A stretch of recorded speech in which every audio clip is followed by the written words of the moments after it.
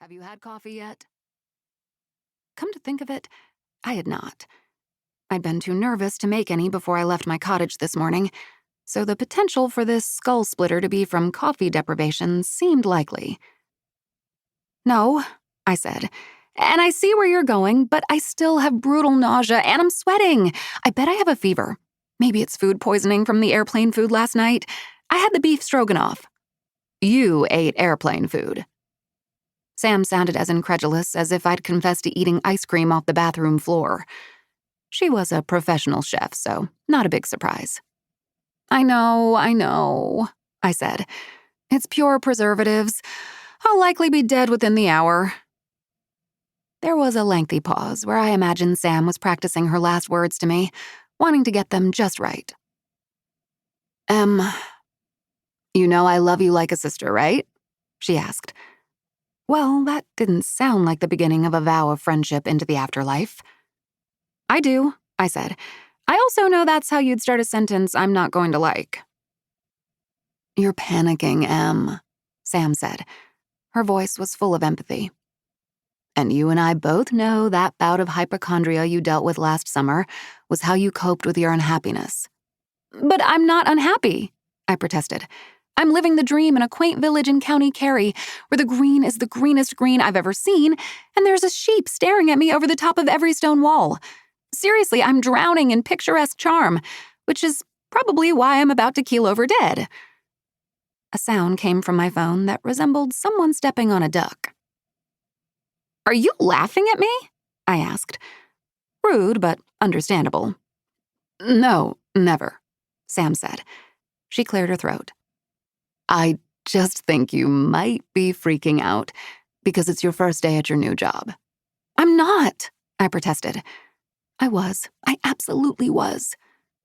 I just think I need to come home before they discover I have some highly contagious pox or plague and I'm quarantined in a thatched stone cottage to live out my days in a fairy-infested forest, talking to the trees and hedgehogs while farming for potatoes. Have you ever considered that you read too much? Sam asked. No, I cried. And I heard Ben, also a librarian and formerly my boss, protest as well. Sam laughed. She enjoyed goading us.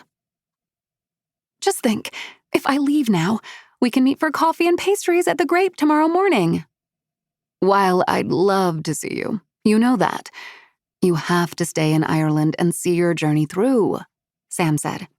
If you go home now, your mother will guilt you into never leaving again, not to mention clobber you with the dreaded, I told you so.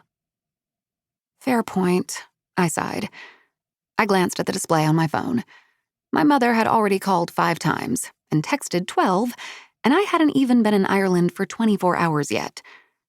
I'd let her know I'd arrived safely, but I knew that wasn't what her messages were about. My mother had made it clear that she expected me to continue in the role of her caregiver, a position I'd assumed when my father left several years ago. Were she incapable of caring for herself, I'd understand, but there was absolutely nothing wrong with her except a scorching case of toxic narcissism. I tabled the mom problem to deal with the one at hand. I still think I might pass out, and then I'll likely lose the job and this entire conversation becomes moot, I said. You won't, Sam said. Find a place to sit down. Can you do that? Okay. I was standing in the stacks. Well, more accurately, hiding. The shelves were dark wood, long and tall and stuffed with books. They comforted me.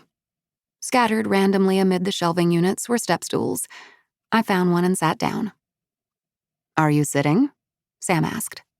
Yes. Good. Now put your head between your knees, she ordered. I was wearing a form-fitting gray wool pencil skirt. I tried to maneuver my head down. No luck. The skirt was too snug. The closest I could get was to look over my knees at my very cute black ankle boots. Sorry, Sam, nothing is getting between these knees. Not even a hot Irishman. Sam chuckled, but over that, I heard a strangled noise behind me, and I straightened up and turned around to see a man in jeans and an Aran sweater, holding his fist to his mouth, looking as if he was choking. He had thick, wavy black hair and blue eyes so dark they were all